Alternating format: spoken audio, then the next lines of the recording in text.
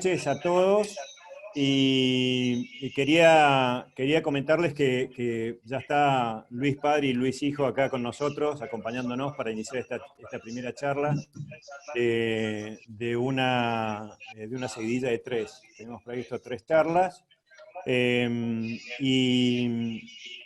tenemos 18 provincias presentes en las personas que se han interesado en escuchar la conversación que vamos a tener con el negro y con el negrito. Nobleza obliga, y como siempre en todo tipo de eventos hay que agradecer, y primero agradecer a Alejandro Gimbati, que está aquí, a Padre e Hijo Bustos, a Oscar Nicolodi, que es quien está manejando la parte técnica. Un agradecimiento muy grande a la Sociedad Rural de Jesús María, que es la que nos dio el marco para poder desarrollar esto. Agradecido a quien le presta el servicio a la Sociedad Rural para haber hecho toda la gráfica y todo lo que es la convocatoria para esta reunión. Y indudablemente también a la Asociación de Criadores de Caballos Criollos, que también nos dio el marco en Instagram para poder promocionarlo. Y sin lugar a dudas, el agradecimiento más grande para los disertantes y para quienes han sido convocados y están presentes aquí para escuchar lo que tienen para decirnos Luis Padre y Luis Hijo, ¿no? El objetivo de la charla, en definitiva, es que quienes se hayan hecho presentes para escucharla se lleven algo positivo de las 3 charlas. En esta oportunidad teníamos previsto que el intercambio sea referido a la vida de Luis Padre, la interacción de Luis Hijo en ese relato de la vida de Luis Padre, que de ese relato podamos sacar algunas conclusiones que puedan ser usadas por aquellas personas que viven situaciones similares, y después, en la segunda parte, que es la referida a la escuadra, lo que intentamos es transmitir que es una actividad no solamente que se ha desarrollado con el ánimo de generar la misma actividad que la que se generó en la República, actividades que se han intentado generar con el apoyo y el asesoramiento de Luis Padre y Luis Hijo, sino que es un lindo emprendimiento que es posible realizarlo, que ya se han realizado algunos de ellos, como en San Luis, como en Córdoba, bueno, y después tuvo su réplica en Chile, ¿no? Después lo comentará el negro. Pero, dicho esto, además enmarcado en algo que siempre rescato del negro y siempre me quedó grabado, y es que el caballo tiene que ser un instrumento para que todos seamos mejores personas. Eso se lo tiro también como consigna al negro para que después lo explique y nos comente cómo fue la gestación de esa conclusión a la que llegó, que la verdad que coincidió 100%. Los antecedentes más importantes, que no voy a entrar en detalle, es que eligieron el caballo como medio de vida y apostaron a eso. Ahora en el relato, el negro describirá cómo fueron sus vivencias para dejar una profesión a un lado y dedicarse 100% a los caballos. Para hacer un pequeño paréntesis, las metodologías seguramente van a surgir interrogantes y preguntas. Esas preguntas interrogantes deberían ser realizadas a través del chat, y con Alejandro, que somos quienes estamos como coordinadores de esto, vamos a hacerle esas preguntas que ustedes hagan mediante el chat al negro y al negrito para que haya un orden en la exposición de ellos. Bueno, dicho esto, te dejo la palabra, Alejandro. No sé si querés agregar algo más en la introducción previa para que ya vayamos con los bustos. No, bueno, fuiste muy explícito. Los agradecimientos de ya, me sumo. Además, encontrarme con la Sociedad Rural de Jesús María, que es un lugar muy querido por todos nosotros. No, simplemente vamos a ir interactuando. Yo creo que lo que hoy vamos a ver y conversar es un hito enorme en la historia del caballo criollo, que tiene más de 500 años acá, pero básicamente la asociación, que está por cumplir 100 años, realmente todo lo que se hizo en estos últimos años y de lo cual Luis Padre y Luis Hijo fueron protagonistas, creo que casi todos los que estamos escuchando sabemos y advertimos que fue un cambio fenomenal. Así que nada más que eso, y los escucho. Ya iremos interactuando. Gracias. Bueno, entonces, bienvenidos Luis hijo y Luis padre. Negro, el inicio de todo esto es cómo empezaste con los caballos, porque todos tenemos nuestra experiencia que nos empieza a conectar con el caballo, y vos no estás exento, así que muchos de los que están inscriptos y están presentes en esta charla te conocen, pero muchos de ellos no saben el detalle de cómo empezaste con todo esto. Así que, bueno, te queríamos escuchar, que para eso se armó esto. Bueno, yo quiero comentarles que dicen que un niño a los 2 años o 3 años no tiene recuerdos. Bueno, yo tengo recuerdos. Realmente cuando mi padre me llevaba en un caballo que se llamaba 2 de Copa, que fue un caballo olímpico de salto, y me acuerdo perfectamente del almohadón donde él me ponía, donde me sentaba, que tenía la cabeza de un tigre, y la tusa del caballo andando. Era una cosa... Bueno, ya ahí empezó mi pasión, y esa pasión se fue, digamos, alimentando a través de una abuela paterna, que es la que me llevaba al campo, que tenía mi abuelo en el sur de San Rafael. Bueno, y ahí en ese campo me subía una petiza y me llevaba y caminaba, y ella montaba de lado, como montaban las mujeres en ese entonces. Bueno, y así fue desarrollándose en mí una pasión que me ha acompañado toda la vida. Yo diría que mis pensamientos, el 90% de mis pensamientos estaban dedicados al caballo. Inclusive, bueno, ya en mi casa, que vivía prácticamente en el centro, cuando no iba al campo, me sentaba en una sillita en la puerta para ver pasar, como decías vos, el famoso verdulero que andaba con un caballo con campanitas, y hasta que me subió al carro de verdulero y yo miré el caballo y me dio la rienda, que fue el sumo. Bueno, de ahí partí ya con esa enfermedad, esa pasión que me siguió toda mi vida hasta hoy. Negro, Así que te bueno, después interrumpo un practiqué segundito. salto, practiqué adiestramiento, sí. Porque quienes estamos en esto y hemos pasado quizás vivencias similares, sabemos que toda esa primera etapa de aprendizaje llega un momento en donde empieza a pulirse, ¿no? De haber andado en el campo y lo que vos mencionabas, que salías con tu abuela y demás, debe haber habido una pequeña transición en donde, no sé, habrás ido a un club hípico, habrás ido a un lugar, a una determinada edad, en donde empezaste ya una formación diferente, ¿no? Claro, bueno, esa fue fundamentalmente en el campo que tenía mi abuelo en el sur, y después en el club hípico, y ahí empecé a montar con militares que eran de caballería. Tenía un tío abuelo mío también que era muy jinete, los hermanos de esta señora eran muy a caballo, entonces viví mucho en ese medio, ¿no? Pero mi papá y mi abuelo paterno eran médicos. Así que, bueno, yo tuve una especie de mandato familiar, y entonces, bueno, me sentí obligado como hijo mayor a seguir ese mandato, pero realmente la pasión que yo sentía eran por los caballos. Y cuando uno siente Bien. una pasión, realmente, sí, por supuesto, si la pasión se desarrolla en base al esfuerzo, el talento, la dedicación, bueno, si no, la pasión sola no sirve, sino que hay que trabajarla mucho. Yo me parece que la trabajé, no teniendo muchas condiciones, pero sí la trabajé. Y bueno, Dios me dio la oportunidad de desarrollarla. Yo siempre atribuyo mucho esto a este señor que está arriba. Bien. Negro, y para seguir ordenadamente de manera cronológica. Sí, Pasa el tiempo, ingresás a la universidad, como estudiante seguías indudablemente en sí, contacto con los caballos, y eso se sí, prolongó sí. aún más, te casaste y seguiste todavía en actividad con caballos, aún casado y ejerciendo tu profesión. Toda la vida, toda la vida. Y bueno, un hito importante en mi vida, bueno, porque siempre hay un despertador, ¿no? Fue un señor Anzorena que tenía un caballo chileno, que bueno, yo lo vi ese caballo chileno en el Manzano Histórico, me acuerdo moverse, y yo pensé, bueno, acá hay algo, esto es otra cosa, ¿no? Un caballo que se llamaba Retamo, que era un caballo buenísimo.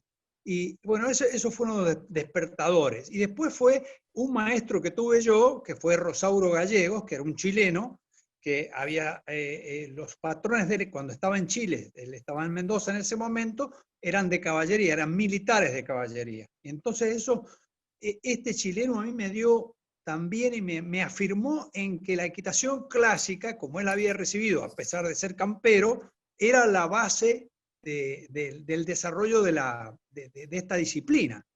Esta disciplina, nosotros le hemos dado mucha importancia a la parte clásica.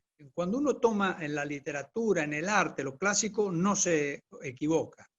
Bien. Decime. Ahora, ¿es ahí el momento a partir del cual empezaste a tener algo de coqueteo, algo de contacto con la raza criolla? ¿O este chileno no estaba cercano a la raza criolla chilena, sino que estaba con caballos mestizos, caballos puros de pura sangre? No. En Mendoza se pasaban muchos caballos a la mala, que se dice, por la cordillera, que eran caballos chilenos, que eran caballos robados. Y entonces, bueno, la gente de Mendoza los compraba más barato, y es decir, ya estaba presente el caballo criollo en Mendoza. Inclusive después empezaron a hacer torneos importantes. Bueno, a mí me tocó también participar. Y después, bueno, me tocó otro hito importante, un viaje que yo hice a Chile, a caballo, que fueron de los últimos viajes que pudimos pasar con todos los caballos a Chile. Hice un viaje que duró unos 31 días y fueron 800 kilómetros. Y entonces Estamos después de ese hablando, viaje yo me conecté negro, con la gente de Buenos Aires, con Tapia, con los Baquer. y que estamos hablando de ¿qué edad tenías en ese momento? No, ya tendría 20 y tantos años, 30 años.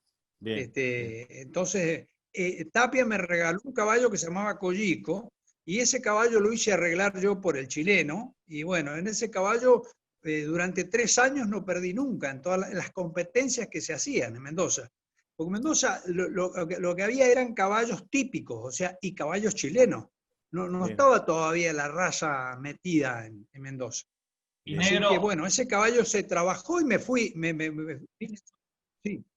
Sí, no, la pregunta, porque estás, digamos, fuiste contando toda tu historia desde el petizo, el caballo de salto, caballos mestizos, algunos caballos chilenos que cruzaban la cordillera. ¿Cuándo fue el momento donde empezaste a mirar con otros ojos al caballo criollo? Ese fue el viaje a Chile, fundamentalmente. Cuando yo vi la resistencia que tenía inaudita el caballo, la resistencia a una mula, que andábamos todo el día, 8 a 10 horas diarias, el caballo lo comían, se adaptaban a las pasturas, las aguas, lo que había en la cordillera. Pasamos a 4.700 metros, ahí en el Espinacito, que fue donde pasó el cuerpo principal del Ejército de los Andes.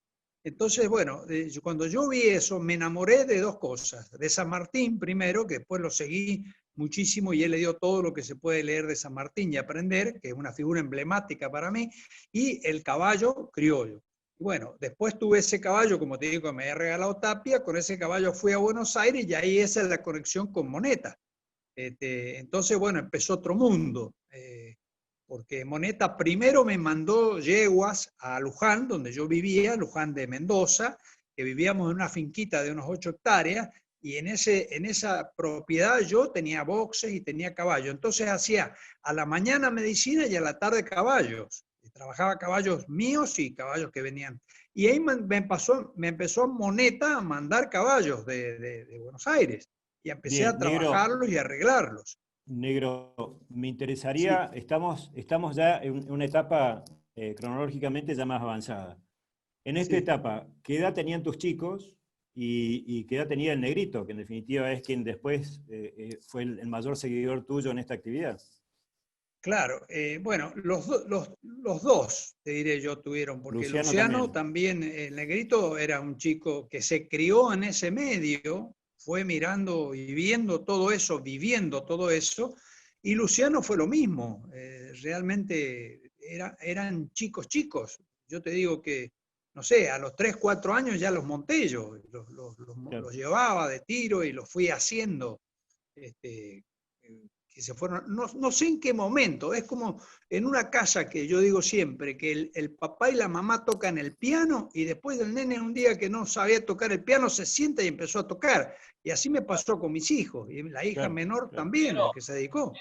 De esto te quería preguntar, porque vos contaste que desde chico te subió tu padre a un caballo, después tu abuela, etcétera, etcétera, y obviamente vos, tus hijos, te siguieron viviendo en la República y todo esto. ¿Qué consejo le darías a alguien que tiene un chico chiquito y quiere contagiarle esa pasión por el caballo y que vaya aprendiendo a ser un buen jinete, entre comillas, ¿no? Claro, yo entiendo que los chicos muy chicos, chicos de 3 años o 4 años, lo que sí tienen que hacer es no montarlo primero, sino relacionarlo con el caballo. Llevarlo, por ejemplo, con el cabresto, un caballo manso, nunca un padrillo, son peligrosos. Llevarlo a tomar agua, que vea cómo come, que se esté al lado de él, que se arrime cómo lo debe tocar, y cuando el chico pide, entonces recién subirlo. Eso es, y entonces subirlo, y lo primero que hay que hacer es que el chico tenga equilibrio y que juegue con el caballo. Nunca enseñarle técnica, cosa que yo metí un poco la pata con mi hijo mayor, que ya de muy chico empecé a meterle técnica. Y eso no debe hacerse, porque por ahí los chicos se agobian con eso. Y en cambio el otro, el segundo, ya estuvo más a campo, el Luciano montó de campo. Entonces después es muy fácil incorporarle la técnica cuando ya tienen el equilibrio.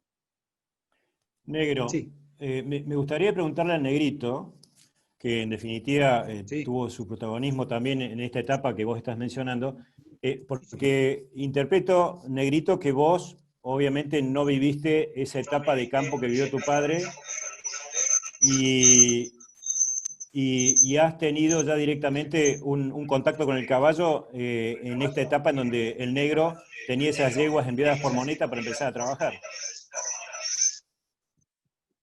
Sí, en realidad desde chico lo seguí mucho en el tema de...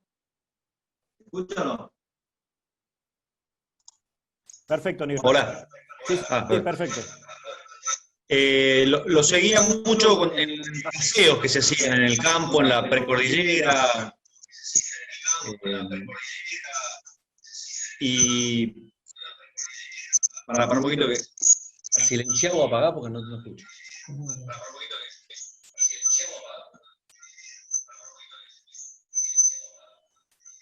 Ahí está, apagó el micrófono a tu papá. ¿Ah? Está. Así que bueno, ahí empecé con mi relación, ¿no? Y después ya cuando nos mudamos a Luján, ya empecé a tener una cosa, ya en Mendoza cuando era chico competía, con algunos caballos, competía en categorías infantiles, en la rienda y demás pruebas que se hacían. Y después ya cuando me vine para acá, que tenía 13 años, ahí ya empecé a montar prácticamente todos los días, porque me pasaban caballos para andarlos, para caminarlos, después me hacían galoparlos, me hacían hacer cosas con los caballos, y ahí fui de a poco aprendiendo, ¿no? Pero esa etapa que estás describiendo ya era en Luján, ya estaba toda la familia en Luján asentada. Sí, esto ya es acá en Luján. Bien, bien. Voy a utilizarte a vos para introducir el tema, para ir a tu padre después. ¿Qué recuerdos tenés de las vivencias del traslado? Porque imagino que el haber trasladado toda la familia de Mendoza a Luján, tu padre debe haber tenido una visión, que se lo voy a preguntar, pero seguramente vos ya, por más que eras chico y habrás tenido 10, 11, 12 años, también habrás tenido tu lectura de lo que en ese momento hacía toda la familia, que era trasladarse a Luján, incluso quedando una hermana mayor tuya allá que ya estaba casada o estaba por casarse, una cosa así, me parece, ¿no? Sí, no, mi hermana tenía 15 años cuando se quedó. Y yo no tenía conciencia, tendría 12, 13 años, pero fue un desarraigo importante, ¿no? Justo en la edad, viste, adolescente, viste, yo había terminado la primaria, empezaba la secundaria acá, nosotros teníamos en Mendoza una familia muy grande, donde todos los fines de semana teníamos reuniones y demás, y bueno, acá eso todo, cuando llegamos acá se cortó, ¿no? Hasta que pudimos, yo me fui haciendo mis amigos acá y demás, bueno, todo eso fue un tema que fue bravo al principio. Me imagino, me imagino. Negro, vuelvo con vos, porque la misma pregunta que le hice al Negrito es válida para vos desde otra óptica y otra generación. Me imagino que no debe haber sido fácil ni para vos, ni para María, tu mujer, ni para la familia. Seguramente demandó muchos días de análisis y para tomar la decisión de finalmente trasladarse a Luján. Me imagino que debe ser así, ¿no? Sí, fue durísimo al principio, sobre todo, bueno, tomar la decisión de dejar un poco la medicina, dejar, digamos, la provincia, dejar a mis padres, dejar a mi hija porque la dejamos en la casa de mis padres. Es decir, fue una decisión y una acción, digamos, muy, yo digo que lindaba un poco con la irresponsabilidad, ¿no? Que hace uno joven y en eso... pero yo no tenía dudas, nunca he tenido dudas de que la cosa, si uno sigue esa pasión, no va a fallar. Entonces, nunca tuve dudas de que la cosa iba a terminar bien. Así que, bueno, eso fue lo... Y bueno, la verdad que los 2 primeros años fueron durísimos, porque, bueno, en la República yo estaba trabajando como arreglador de caballos. La escuadra todavía no aparecía, entonces, bueno, estaba un poco, venía de un centro de salud que era subdirector y pasé a ser un poco más que el cabañero ahí. Pero esa es una técnica que tenía Moneta que me parece muy buena, porque a uno lo probaba, ¿no? A ver qué pasa en estas circunstancias, esta persona sale adelante. Así que me puso en un banco de prueba bastante duro, bueno, y tan es así que una sola vez casi claudico, que ya fue en el segundo año cuando ya había perdido yo mi cargo en Mendoza, y bueno, le dije a Raúl, mira, me parece que voy a volverme a Mendoza. Y me dijo, mira, pensalo bien, y bueno, lo pensé y bueno, digo, voy a probar, voy a seguir probando. Y llegó un momento en que no podía ya, yo había puesto toda mi voluntad, todo mi esfuerzo y lo mejor que tenía no salía. Entonces recurrí a este señor que está arriba, que siempre digo, y le dije, mire, mira, Dios mío, yo no puedo hacer más. Ya. Entonces ahora lo dejo esto en tus manos. Yo no sé, tiene que haber actuado él porque al poco tiempo ya surgió ese doble que hicimos en Palermo, que ya lo venía soñando. Negro, eso. espera un segundo que ya estamos introduciéndonos en el otro tema que habíamos previsto para la charla, que era el tema de la escuadra. Ya con esto le estás dando el pie para ir para ese lado. Pero antes de eso, me gustaría cerrar toda esta primera etapa de la vida de ustedes con un aspecto que me parece importante, porque sé que hay gente que está escuchando y que iba a participar, que al igual que vos, ha dejado una profesión de lado, no sé si de manera definitiva o temporal, pero ha dejado una profesión de lado para dedicarse a los caballos. Y bueno, interpreto por lo que decías que no te arrepentís de la decisión. Ahora, ¿lo recomendarías a esta persona que persista y lo tuyo fue exclusivamente pasión? ¿Tu pasión fue lo que te llevó a sostener esa decisión de trasladarte y de esperar que viniese todo lo que vino después, con incertidumbre, no saber si realmente iba a venir o no, ¿no? Sí, yo en realidad fue, como te digo, un acto un poco de irresponsabilidad, pero yo tenía el convencimiento de que me iba a ir bien. Sabía que la cosa iba a ser muy difícil y tuve la gran suerte de tener a mi esposa María, que fue un ángel en ese aspecto, porque bueno, toda esa primera etapa que vivíamos ahí en el campo, bueno, caminos de tierra, caminos de barro para llevar a los chicos, o sea, ella hizo un sacrificio quizás mayor que yo en esas circunstancias. Así que yo recomiendo sí. a los jóvenes que sigan, como te digo, si tienen una pasión por algo, que la sigan y la desarrollen. Nunca me una fijé cuestión... en el tema, sí. No, dale. ¿Que no te fijaste? No, nunca tuve en cuenta el tema económico. Nunca me Bien. fijé en el tema económico. Nunca lo tuve en cuenta. Yo sabía que si yo cumplía con la cosa, a mí me iban a cumplir, porque creo mucho en los amigos. Y Bien. Moneta había demostrado ser un amigo mío. Entonces le puse la carga a él. Le dije, mira, yo voy a hacer lo posible, pero vos te ocupás de mi familia y de mí. Eso fue lo que... Antes de seguir con lo que viene después, hay un episodio que también no deja de graficar muchas situaciones que se dan en la vida diaria, no solamente con el caballo, sino con otras actividades, en donde me parece que hay una vivencia generacional, porque tengo entendido que cuando vos decidiste, después de 15 años de actividad profesional, tomar esta decisión, tu papá, ¿qué fue lo que te dijo? Bueno, mi padre fue, yo creo que una de las grandes desilusiones que tuvo, porque él, bueno, tenía una vocación, igual que mi abuelo, una vocación, fue un médico muy destacado. Y bueno, y no era bien visto ni por mi abuelo ni por mi padre, porque esta actividad de los caballos digamos, no se le daba ningún valor a esto. Entonces, que yo pasara a ser, como decía mi papá, un cuidador de caballos, un trabajador, era un poco hasta vergonzante. Entonces, bueno, después viene lo otro que te contaba a vos, que después se revirtió todo ese concepto que él tenía cuando la cosa salió bien. Negro, aprovecho en este espacio de tiempo entre que te viniste de Mendoza y empezó lo de la escuadra y todo esto. ¿Cómo era puesto en la República? ¿Cómo era, los que pudimos ver la República, era una comunidad donde había desde chilenos que venían, ustedes que venían de Mendoza, vos que eras el médico del lugar, muchos correntinos? ¿Cómo era esa interacción? ¿Cómo era esa vida, el día a día? Bueno, primero había, como dices vos, una heterogeneidad muy grande, digamos. Estaban los correntinos, que dejaron una impronta importante ahí, en el campo. Estaban los chilenos, estaban los mendocinos, por ahí caía alguno también de Buenos Aires, pero poco.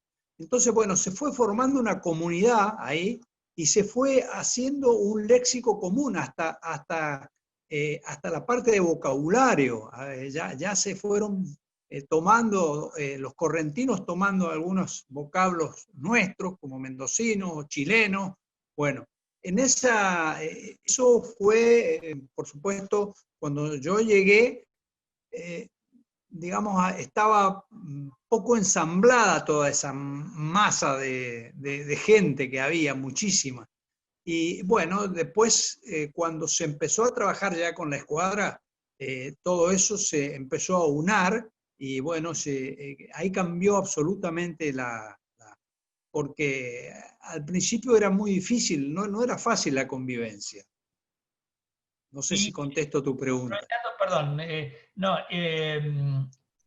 ustedes fueron, obviamente, que lo que vimos que pasó a partir de la República fue que cada vez más fueron ajustando, mejorando técnicas de equitación, de las que hoy no vamos a hablar, pero que en realidad donde se aprovechó un poco la equitación clásica, pero también los propios correntinos habrán aportado lo suyo. ¿Cómo fue ese proceso de aprendizaje, de escuchar lo que traía, no sé, Coteco Aguirre de Chile y lo que gente que había crecido en el campo podía estar volcando? ¿Cómo fue ese aprendizaje, esa interacción? Bueno, los chilenos marcaron en un principio y hasta la mitad del ciclo una influencia muy grande de su equitación, muy grande.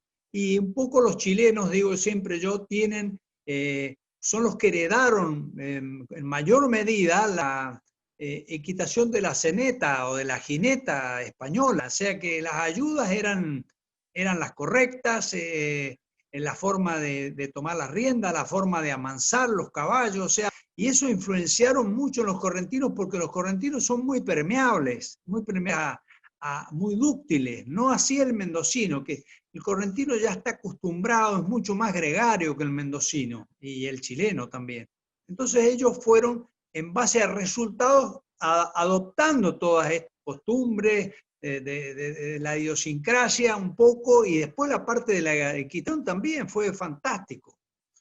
Cómo lo fueron, tenían una mente virgen. Había algunos personajes de ahí que eran absolutamente analfabetos, entonces, pero también era inteligente, porque el que monta a caballo, el que hace cualquier actividad, puede no tener, la cultura no se saca de los libros solamente. La cultura se saca de la vida, de las experiencias, y yo creo que ellos tenían una cultura y muy ligada a la tierra, muy ligada a nuestras tradiciones, a nuestros valores. Los correntinos son algo extraordinario. Así que se fueron adaptando muy rápido.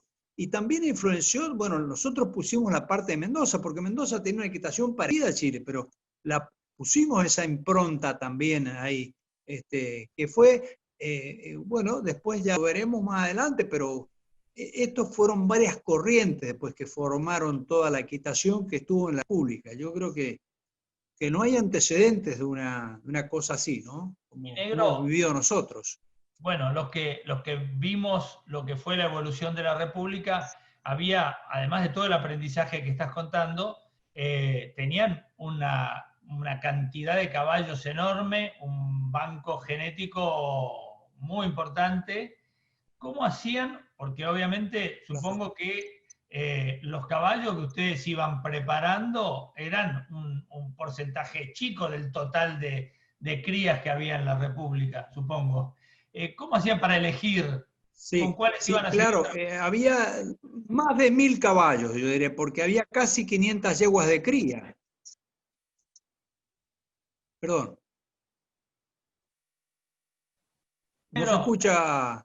No te digo nada. Sí. Me silencié porque te estaba escuchando en línea con lo que vos decís. Ahora me das más información. Si había 1000 caballos o si había 500 caballos, obviamente que a los que ustedes le dedicaban tiempo, esfuerzo y trabajo eran un porcentaje chico de toda esa cantidad de caballos. Pero obviamente veían caballos lindísimos, tenían que elegir con cuál seguir, digamos, trabajándolos. Claro, lo que se hizo en un principio, bueno, fue Moneta, comprar caballos morfológicamente muy correctos, todas eran sangres argentinas, porque él quiso hacer, digamos, una selección argentina como hicieron los chilenos, pero claro, nos faltaban 200 años, y entonces, bueno, esos caballos eran muy lindos, pero con grandes limitaciones de movimiento, de aprendizaje, de sensibilidad, es decir, era muy difícil el trabajo. Bueno, y fuimos seleccionando, porque yo tenía dos corrales, más o menos de unos 15 metros, 20 metros de diámetro, y yo en el centro de esos dos corrales tenía una silla giratoria. Entonces iban mirando y poniéndole, entraban los potros, ahí los hacíamos mover. Porque el movimiento para mí es el termómetro de lo que un caballo se puede lograr. Es decir, y me empecé a plantear ahí no solamente el movimiento de los caballos, sino la selección y también la morfología de los caballos. Porque yo me empecé a relacionar el movimiento con la conformación. Entonces, bueno, ahí hubo como una especie de revolución, porque bueno, algunas personas que habían creado tipos de caballos que después no se movían bien. Entonces yo planteé el tema de que caballo estático y estético no nos servía, o estético y estático. Que el caballo, el termómetro de la raza, lo que se refiere a utilitario, era el movimiento. Ahí fue muy difícil también esa etapa, fue complicada, porque algunos callos hubo que pisar, ¿no? Pero indudablemente lo que hacía yo era primero, como te digo, comenzamos con caballos argentinos y yo lo que trataba era, fueron 2 caballos importantes de los padrillos, el gallego y después vino el tutor. Y esos caballos nos abrieron un mundo, porque caballos chilenos no había. Entonces esos caballos ya y yo me metí ahí y no quería saber de quién era hijo, o sea, la genética. Yo directamente miraba si el caballo hacía el paso, el trote, el potro, ¿no? Paso, trote, galope, si paraba bien, si ponía las patas bien, si giraba, si salía la pata, la mano, es decir, si se equilibraba bien con el cuello. Entonces, en base a eso le ponía un puntaje. Y esos eran los más destacados, los caballos que nosotros empezamos a amansar. Y después teníamos datos de la gente de campo. Bueno, este caballo, como por ejemplo el repecho. Sí. No, estabas relatando, por supuesto, súper interesante, toda la parte de selección de caballos que serían los que después integrarían la escuadra y las características que tienen que tener. Ahora, conjuntamente con la parte equina viene la parte humana. Y en la parte humana se me ocurren 2 preguntas. Primero, ¿cómo se te ocurrió el tema del armado de la escuadra? ¿Cuál fue el disparador? Y imagino que habrás tomado idea de algún lado para terminar armando las coreografías posteriores. Esa pregunta para vos. Y para el negrito la pregunta después, la selección de las personas que participarían en esa escuadra, se me ocurre en este momento los indios, que son los que tenían que hacer movimientos fuera de lo común, más asociados al volteo y demás. Debe haber sido bastante conflictivo el llegar a encontrar personas que pudiesen adaptarse a ese trabajo. Pero voy primero con vos, negro, y después me gustaría que el negrito lo describa. Bueno, esto es difícil de creer, ¿no? Es difícil de creerlo, pero yo pensaba que los caballos que estaban arreglados y que podían hacer distintos movimientos, pensaba, podían hacerlo en conjunto. Y si a eso le agregamos algún poncho, o sea, nunca imaginé que iba a pasar lo que pasó, le agregamos algún poncho, le agregamos una montura mejor, le agregamos una indumentaria mejor, se podía hacer movimientos conjuntos y a eso agregarle música.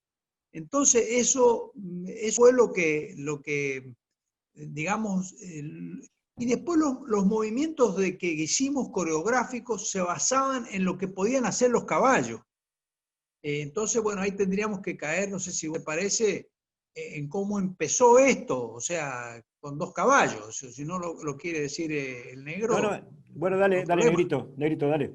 Que nos cuente el negro cómo cómo se gestó eso, y después cómo hicieron para terminar seleccionando a las personas que son las protagonistas de la escuadra, ¿no? ¿Negrito? En las personas había como 2 grupos bien definidos. Uno eran los que estaban más metidos en los deportes, como eran la rienda, paleteadas, después surgió la parte y demás, que eran jinetes con más técnica. Normalmente esos jinetes iban a la escuadra de gauchos. Y después los jinetes generalmente se buscaba para los indios, aquellos que eran más jóvenes, que veíamos que eran ágiles, y después que, bueno, también tenían entusiasmo, que querían participar, y después empezamos a ver también el tema de la personalidad, para que, viste, tenían que actuar de alguna manera, entonces tenían que ser gente que tuviera personalidad para entrar a una pista, y bueno, hacer todos esos movimientos y que a la gente le gustara, ¿no?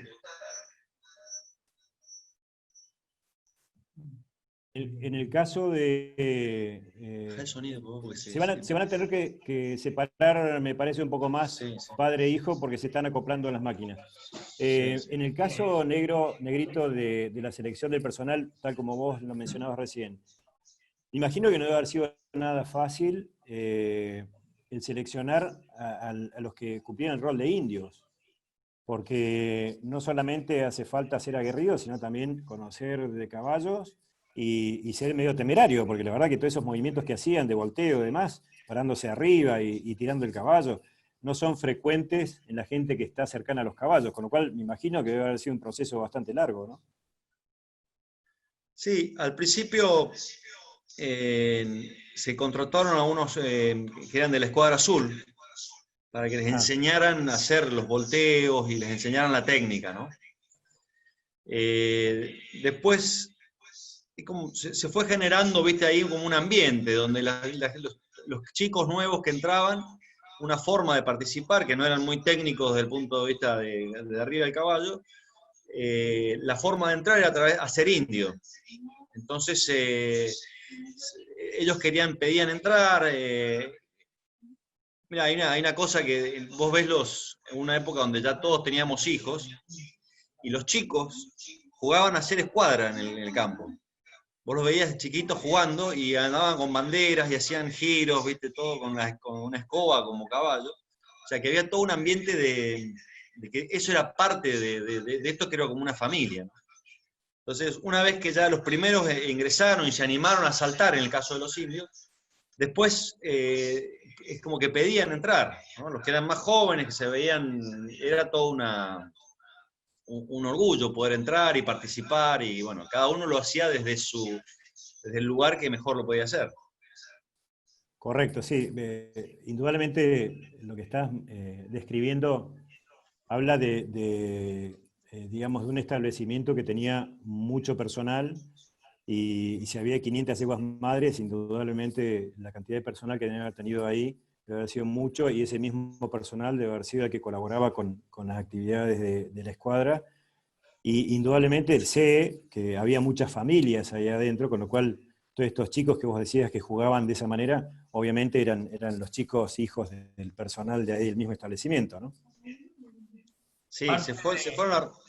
Perdón, no, en línea con esto y después te escuchamos, pero una pregunta, porque yo me imagino lo que debe haber sido el ambiente, 60 jinetes, yo he visto en Mendoza, ¿cómo era el ambiente previo a la entrada a un estadio con miles de personas?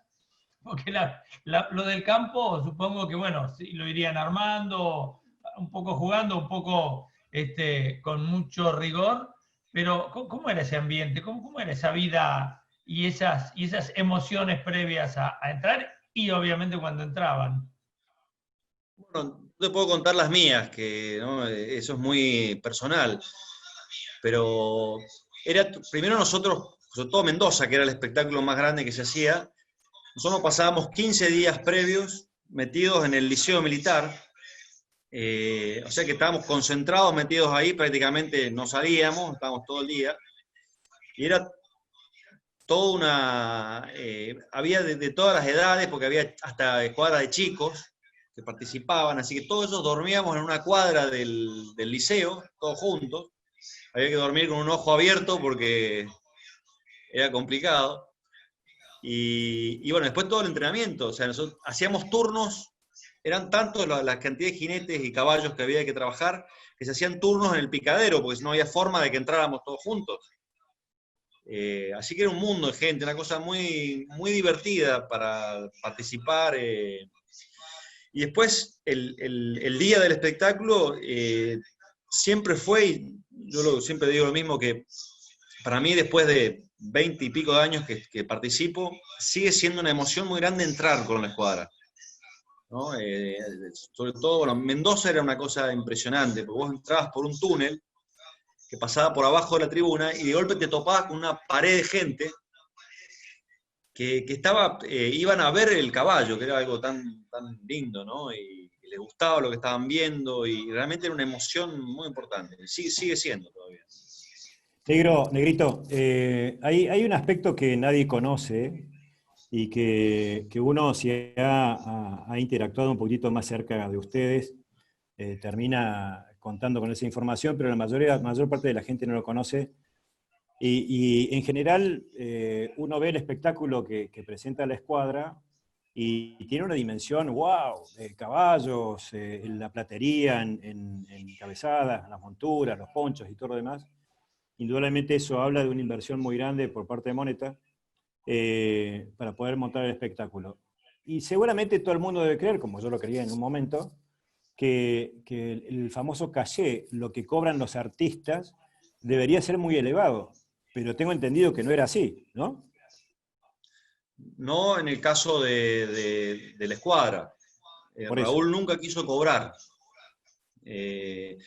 A lo sumo se cobraban los gastos, cuando ya eran lugares donde él, generalmente se iba donde él tenía algún interés porque le gustaba, por lo que sea. Pero después cuando había algunos lugares, cuando terminamos yendo, viajando por gran parte de todo lo que es Sudamérica, o sea, Uruguay, Paraguay, Chile, y ahí se cobraban los gastos, nada más. Pero él nunca quiso cobrar honorarios por los espectáculos. Hoy sí se están cobrando, que es lógico por un tema de que eso hay que mantenerlo, ¿no? Y tiene que generar... pero en el momento de esplendor, cuando hacíamos todos estos espectáculos en Mendoza y demás, no se cobraba. Sí, los artistas, por supuesto, los chalchaleros, esos cobraban su honorario y los bailarines también. Está bien. Ya un poco para empezar a pegar la vuelta, quería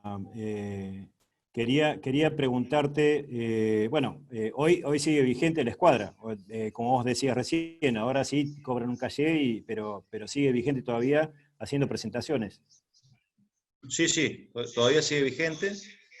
Este año se hizo una importante en Mendoza, en febrero, y después, se ha parado por este tema de la pandemia, pero... Bien. Negrito, y me gustaría que me comentaras, porque yo tengo mi aporte también para hacer en eso, que creo que es válido porque lo he escuchado de terceras personas, que ningún tipo de relación con ustedes ni con la escuadra. Lo que fue primero, lo que es la SICAP, ¿en qué carácter fueron para allá? ¿Y cómo fue esa presentación en la SICAP, que tengo entendido que fue emocionante? Sí, SICAP es Salón Internacional del Caballo, que es una feria que se hace anualmente en Sevilla, en España, que viene a ser como la exposición de nuestros caballos para nosotros, donde se hacen todas las finales de todas las competencias de los caballos españoles. Y juntan alrededor de 1000 caballos que van a competir a ese evento. Eso tiene todas las noches, tiene unos estadios, y se hacen espectáculos todas las noches, por las cuales vos pagás tu entrada, por un lado al predio, y por otro lado se paga una entrada extra para ver los shows. En el 2011 nosotros fuimos invitados por SICAP, todos los años SICAP tiene un país invitado, que en el 2011 fue Argentina. Y fuimos con 20 caballos y alrededor de casi 40 personas, entre jinetes y bailarines, en representación del país, ¿no? Y realmente nos tocó, fue todo un desafío, yo creo que ha sido, para mí por lo menos, el último gran desafío que hemos tenido, porque era ir a un lugar donde es muy ecuestre, donde están acostumbrados a ver shows, y muy buenos, ¿no? Y nosotros fuimos ahí a compartir escenario con la Real Escuela, que tenía un número ahí, había un número de unos franceses, había un número de unos italianos también, o sea, eran varios números, ¿no? Y ahí nos tocó hacer 8 espectáculos en 6 días. Y lo que fue, cuando llegamos, lo que fue muy lindo, cuando nosotros llegamos nos veían con esos caballos chiquitos, y medio que nos subestimaron un poquito al principio. Nosotros por un tema de que veníamos con un viajón enorme de los caballos, habían viajado muchísimas horas, entonces todos los entrenamientos se hacían al tranco, para no quedarnos sin caballos, sabíamos que teníamos por delante una... Y el que era el director general de todos los shows, se empezó a poner nervioso, empezó a ver que lo que veía no era nada, era una mole de caballos que había ahí, que no hacíamos nada, que encima fuimos a ajustar muchas cosas ahí, de luces y demás. Y se empezó a poner nervioso, que el martes, nosotros llegamos un sábado, y el martes era la primer show, que era uno de los shows más importantes, porque iban todas las autoridades. Y ya el lunes dijo, muchacho, ¿qué hacemos? Porque esto no va. Y así que dije, mira, vos, quedá tranquilo, vos abrí el telón el martes a la hora que sea, que nosotros te vamos a dejar bien. Y fue así, ¿no? Primero nos había metido en el medio de todos estos shows, y la verdad que entramos con unas ganas, una fuerza con los caballos, a hacer algo totalmente distinto a lo que ellos están acostumbrados a ver, y tuvo una fuerza impresionante el espectáculo, la gente terminó aplaudiendo de pie, bueno, a partir de eso fuimos el show que más repercusión tuvo, que más la gente le gustó, a tal punto que el sábado siguiente, que era la gala, donde iban todos personajes, fue la duquesa de Alba, Alain Delon, y estaba Pablo Hermoso de Mendoza, el rejoneador, había mucha gente. Y bueno, ahí nos pusieron de cierre del show porque era el show que más le había gustado a la gente en toda esa semana. Así que bueno, fue todo un gusto. Y en ese último show ingresó Álvaro Domecq con nosotros, como para hacerte una despedida, y tuvimos el honor de que ingresara a caballo y participar en la pista con él a caballo. Bien. Así que Ahí, una experiencia. la anécdota que quería contar es que no mucho tiempo después anduve por ahí dando vueltas y me contaban gente que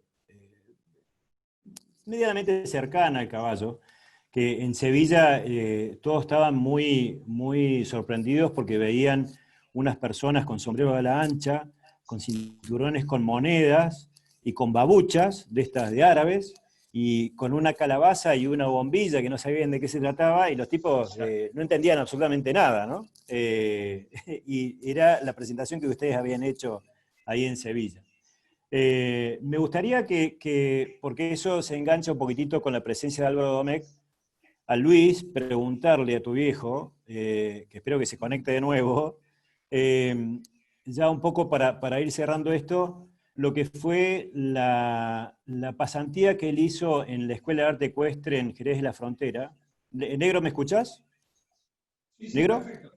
Sí, Tenés que poner el micrófono y la cámara. ahí está. Ahí está. Ahí Y el está, ahora micrófono el negro. micrófono. Y Negrito te diría que cierres el tuyo, así no se acoplan. Negro, pon el micrófono.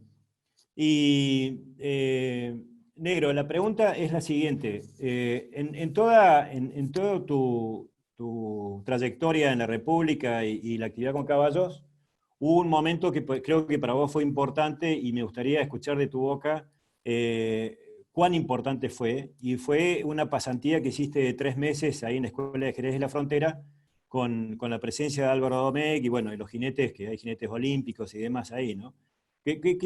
¿Cuál es tu experiencia por ahí?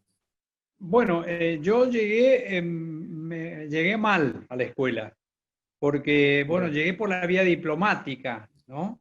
Entonces justo había una crisis ahí en la escuela entre Álvaro Domecq y un señor Hidalgo que estaba puesto por el gobierno, era un político. Y yo llegué por la vía política, entonces no le gustó nada a Álvaro Domecq, me citó a su escritorio y me dijo, bueno, usted no va a hablar conmigo, usted se va a entender con el avisador. El avisador le va a decir a usted qué es lo que tiene que hacer. Y me dijo, buenas tardes, hasta luego. Y así empecé, mal. Bueno, empecé trabajando porque yo venía un poco, muy bien recomendado por el rey. Entonces, bueno, el hombre tuvo que avenirse a eso. Y bueno, me pusieron muy buenos maestros. Yo como a la semana me pegué un golpe bárbaro con un caballo ángulo hispano-árabe que estaba trabajando en asiento, y el caballo estaba suelto con riendas de atar, y el caballo se le habían acortado mucho, el caballo se volvió y me pegué en la espalda, bueno, un golpe tremendo, y bueno, y ahí tuve que seguir tomando antiinflamatorio y seguir, porque no quería perder tiempo. Entonces, bueno, fui de a poquito, bueno, sí, diré yo, ganándomelo al hombre, porque el hombre, me decía el maestro que estaba conmigo en ese momento, mire, se está mirando el jefe, se está mirando el jefe allá, porque hay un palacio que se llama el Palacio del Duque de Abrante, que estaba justo abajo ahí abajo estaba la pista. Entonces te está mirando el jefe por la ventana y el tipo ya lo tenían. Entonces, bueno, fui ganándomelo hasta que un día se apareció este señor Domecq y me dijo, ¿usted es Bustos? Sí, sí, sí, señor, yo soy. Bueno, pues está invitado a comer a mi casa, a los Alburejos. Los Alburejos ahí tienen toro de lidia y tienen caballos de rejoneo, lindísimos, buenísimos. Bueno, cómo no, qué sé yo, bueno, me vestí, qué sé yo, y me pasó a buscar con el chofer, y ahí el padre de él también, que fue un rejoneador fantástico. Entonces yo llegué a la casa de él, son muy protolares los españoles. Entonces nos sentamos ahí a tomar un copetín y aparece una señora con un aspecto estrafalario, ¿no? Con un tapado así como de leopardo y un poquito infiltrada así en la boca, y bueno, todas esas cosas me llamaron la atención, pero yo no sabía. Entonces fue el primero que me levanté y le di la mano, y la señora esperaba que yo le diera el beso en la mano. Era la duquesa de Alba. Mirá. Entonces, bueno, la señora se sentó, yo me senté al lado de ella, y empezó la charla, porque era de lo más informal la señora. Entonces, y sobre todo muy querida por la comunidad gitana. Sabía bailar muy bien, sabía cantar, sabía montar muy bien. Buena señora, de lo más agradable. Y bueno, la anécdota un poco de esto fue que ella me decía que la reina de Inglaterra, cuando se tenían que hacer algún ceremonial, tenían que hablar especialmente porque ella tenía mucho más prosapia que la reina de Inglaterra. Es decir, bueno, todas estas cosas que me han tocado vivir, más toda la gente que yo he conocido, empresarios, gobernadores, príncipes de Japón, Clinton, bueno, todo esto fue el caballo, indudablemente, que me dio esa oportunidad, porque yo como médico nunca podría haber tenido todas esas oportunidades. Y también tuve la oportunidad de que mis hijos, y yo también, formarme con esta otra gente que era gente más humilde y que tenían muchísimos valores. Entonces, esas dos contrastes que tuve fueron muy buenos para mí, formativos, y para toda mi familia, mis hijos sobre todo. Claro. Alejandro, te quería hacer una pregunta. Pero te quería preguntar, de tantos años y de tantas emociones que tuviste, ¿cuáles fueron los momentos más emocionantes que viviste con la escuadra?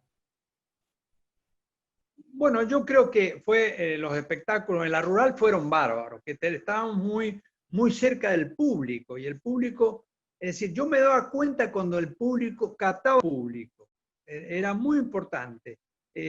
Entonces yo primero al principio usaba bandera, después me di cuenta que no tenía que llevar la bandera, tenía que saludar y tenía que sonreír a la gente y mirarla. Y no miraba nada porque veía cabezas así que pasaban, y yo me daba cuenta que agarraba al público. Y en Mendoza me pasaba exactamente lo mismo. Entonces, bueno, la rural fue muy, yendo a tu pregunta, la rural fue muy importante para mí.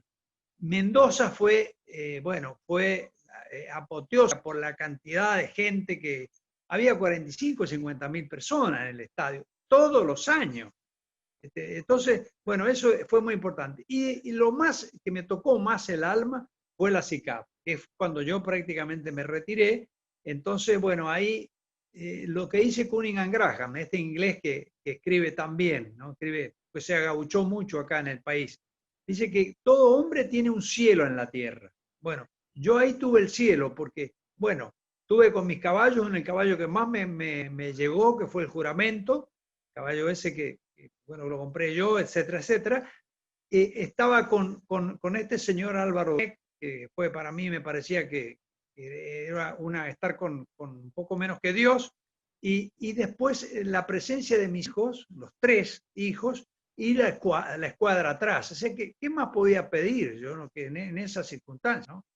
Así que fueron varios los momentos, pero para mí la SICAP fue para mí lo más emotivo, más emocionante, ¿no? Bien. Y después, Alejandro, no sé si a ustedes les interesa, pero esto... Sí, dale, negro. No, destacar un poco que, por ejemplo, nosotros, ¿por qué incluimos indios? ¿Por qué incluimos la escuela española?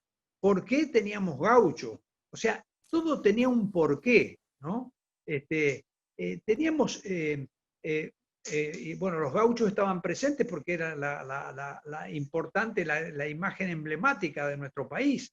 Pero pues, ¿por qué metimos indios? Bueno, porque los indios fueron importantísimos aquí, en este país. Fueron los primeros habitantes y tenían que estar presentes, y tuvieron un culto al caballo increíble, mucho más que el gaucho. Después, bueno, la presencia de la mujer, ¿no es cierto? La presencia del niño, la presencia de los granaderos, que fue el regimiento que creó el general San Martín, la presencia de la Virgen. O sea, todo eso tenía un sentido. no era nada al azar, todo se estudió bien. Eso me gusta. Y los ponchos, te digo, eran históricos. Era un desfile digamos, dinámico de historia nuestra. Estaban los ponchos de Saigüe, los ponchos de Pincén, los ponchos de Rosa, los ponchos de San Martín, que yo tuve la oportunidad de ponérmelo, ponchos de Paunero. O sea, era la historia viva. Y vino una mujer que era una alemana, que había estado en todas las manifestaciones ecuestres del mundo, y me dijo, mire, yo no he emocionado nunca tanto como en esta ocasión, que fue a Mendoza, ¿no? Así que bueno, esto era un espectáculo que más que técnico estaba destinado al corazón, a la emoción de la gente. Pero indudablemente, negro, perdón. Sí, no, sí. Tiene que ver con, vos decís, era un espectáculo más que técnico, era emoción pura, y lo he vivido, tuve la suerte de, bueno, verlo en la rural varias veces, pero sobre todo ir una vez al estadio en Mendoza era una cosa increíble. Pero en tantos movimientos, como vos decís, los indios, los gauchos, los soldados, toda esa, ¿cómo hacían para coordinar eso? ¿Alguien dirigía? ¿Cómo hacías para coordinar todo eso? Bueno, el responsable era yo en eso, en Mendoza. Después mi hijo, el negro, fue tomando cada vez protagonismo junto con otro Marmolejo también, que tomó un protagonismo muy importante. Pero ahí en Mendoza me tocó mucho más la responsabilidad a mí. Y bueno, lo que hacíamos nosotros era, por ejemplo, los entrenamientos los hacíamos a pie, o sea, todo lo que hacían los caballos lo hacíamos en la cancha, nosotros a pie y a veces trotando.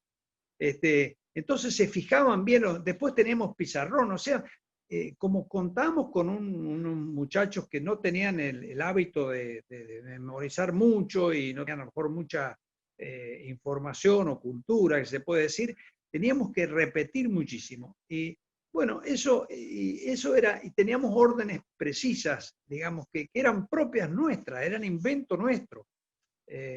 Bueno, y así armamos todas las coreografías, después entraban los granaderos, después los iluminadores, después la música, después el ballet, la asociación con el ballet, es decir, era una cosa bastante compleja, te diré yo, y para mí fue una época linda, pero de mucha responsabilidad y mucho desgaste físico.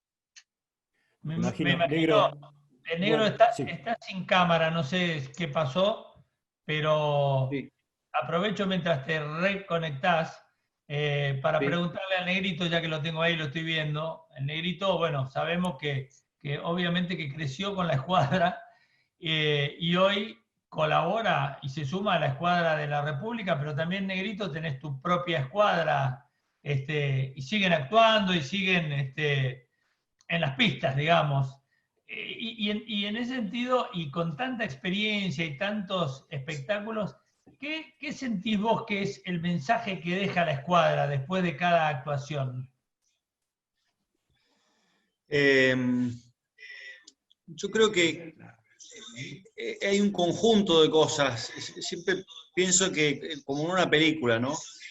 Lo que te llega es el conjunto, que es la parte visual de lo que son los caballos, los ponchos, los movimientos de los caballos y demás. Eso con la música, con las coreografías y todo, creo que el conjunto de eso hace que te llegue. El mensaje que nosotros tratamos de dar siempre es que una cosa bien cultural, bien propia argentina, ¿no? Que nuestra cultura está ligada al caballo, y que uno a través del caballo, y sobre todo el criollo, puede mostrar gran parte de lo que es la cultura argentina, ¿no? Sobre todo los orígenes de la cultura argentina. Y siempre lo que hemos querido es transmitir eso, ¿no? De que este caballo ha sido... Somos un país donde el caballo ha sido muy importante. Entonces, por eso creo que este espectáculo tiene nos llega tanto, ¿no? Porque a través del caballo podemos mostrar gran parte de nuestra cultura, música, vestimenta, bailes, etc.